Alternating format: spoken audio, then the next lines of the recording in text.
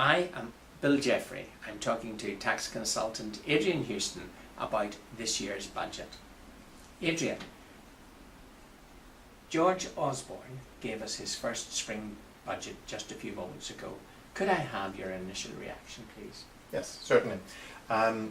Not the most exciting of budgets. I would, from my point of view, almost describe it as a little bit dull. His hands are largely tied.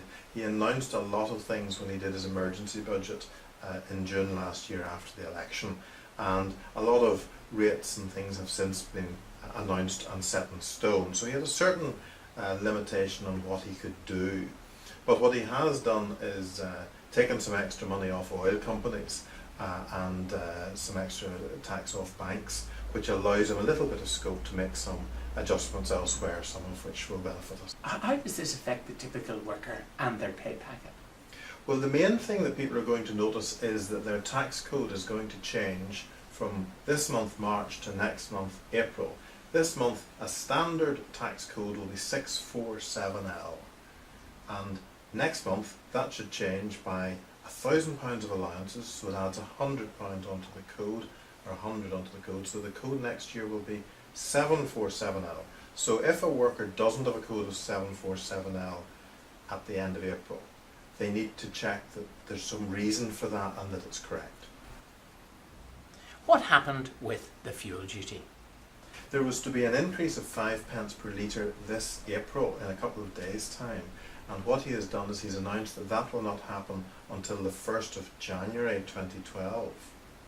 There was to be another one on the 1st of January, and that's been put back till August 2012. And furthermore, from 6 p.m. tonight, there's a 1p per litre reduction in the duty, and that should be in the petrol pumps on their prices from tonight. That's absolutely brilliant. Is there talk of an overhaul in respect of national insurance contributions? Yes, this was hinted at in the press this week, and rather than announcing it's happening, this is so radical that the Chancellor has announced a consultation on it, which is to see if it's practical. What he's hoping to do is, instead of having lots of different national insurance rates and lots of different thresholds, merge it with income tax so that there's one combined rate.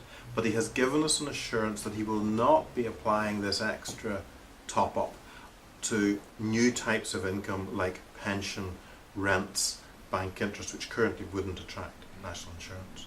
Inheritance tax is a big issue. What has happened in respect of that?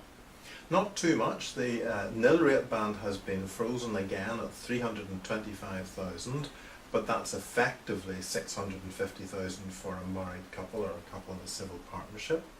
But the big change is he's wanting to incentivise us to give to charities on our death. If we give to a charity on our death more than 10% of our net estate, then he will knock 10% off our inheritance tax bill. So in other words, instead of paying 40% inheritance tax, we'll pay just 36%. So that will hopefully encourage people to make a wee adjustment in their wills and leave some more money to various charities. How can people get hold of your detailed analysis of the budget?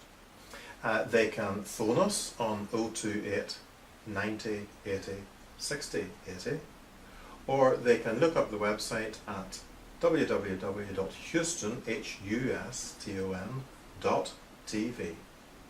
Excellent. Thank you very much, Adrian Houston. Thank you, Bill.